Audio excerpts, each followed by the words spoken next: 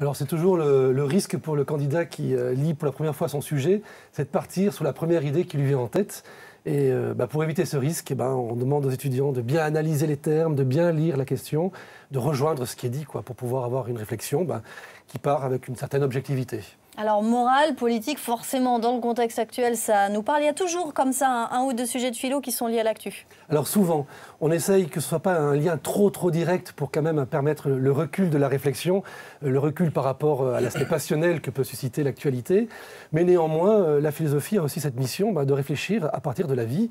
Et l'actualité la manifeste, cette vie, à travers des problèmes sociétaux ou politiques. Donc voilà, il y a un lien malgré tout qui demeure, c'est sûr. Que devons-nous à l'État pour les candidats de ce matin qui sont devant BFM TV? Qu'est-ce qu'il fallait éviter comme piège? Vers quelle direction vous seriez allé? Alors la première difficulté, c'est que c'est une question où on ne peut pas forcément répondre facilement par oui ou par non, la forme ne le permet pas. Derrière ça, je pense qu'il y a la question d'un État-providence qui, en fait, lui, nous devrait à chacun d'entre nous plein de choses, de la santé, des biens, de l'éducation. Et c'est vrai que du coup, moi, en retour, dans mon individualité, est-ce que j'ai aussi des devoirs par rapport à l'État ?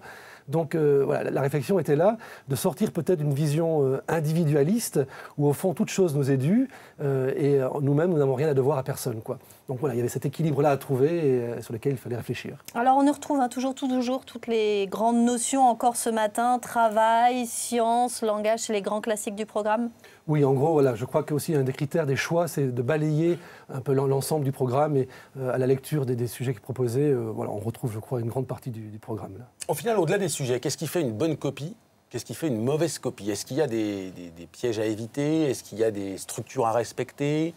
Alors, effectivement, l'exigence que l'on demande, ce n'est pas effectivement de ressortir la doctrine du prof qu'on a eue, c'est vraiment d'essayer de faire en sorte que l'élève puisse avoir une réflexion, un cheminement à partir d'une question qui pose problème, qui ne va pas de soi. Comme je le disais tout à l'heure, souvent ce sont les questions qui prennent la forme interrogative où un oui ou un non est attendu.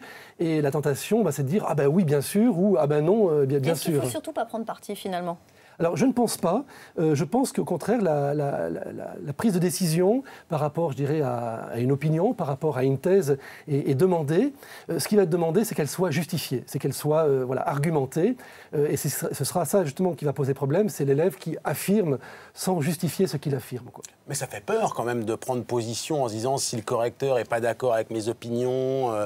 avec mon cheminement, c'est un peu compliqué quand même, on imagine quand on est face à sa faille. C'est subjectif, une correction de copie de philo. Alors théoriquement, je dirais les correcteurs ont des séances d'harmonisation où des critères sont posés pour homogénéiser les notations.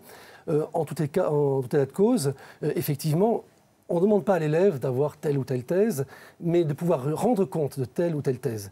Et à partir de là, que moi, professeur, en fin de compte, c'est la thèse à laquelle j'adhère ou pas, c'est pas là-dessus que je vais noter mon étudiant ou mon élève. Je vais le noter en fonction d'une pensée qui s'organise de manière rationnelle, de manière organisée, et là, on aura la bonne copie. Alors, cette année, plus que jamais, le bac est remis en question en tant qu'examen final. Et on commence toujours traditionnellement ce bac avec la philo, épreuve de 4 heures. Pour certains, c'est la première et la dernière fois qu'ils vont passer autant de temps sur une copie de philo. Est-ce que ça a du sens ? Alors certes, effectivement, c'est une expérience un peu originale, encore un peu impropre qu'on a en France. Mais je pense que ça a du sens et une manière de le manifester, c'est souvent des années après, telle personne qui dit « Ah, moi, mon année de philo, ça m'a marqué. Tel prof, il m'a marqué. » Donc ça a été une année, mais pourtant qui a eu un impact beaucoup plus important, je dirais proportionnellement, avec la seule année d'études. Mais est-ce que c'est pas un peu paradoxal de mettre la philosophie juste sur cette dernière année avant le bac? Est-ce qu'au final, c'est pas trop peu, soit la supprimer, soit en mettre en amont, on va dire?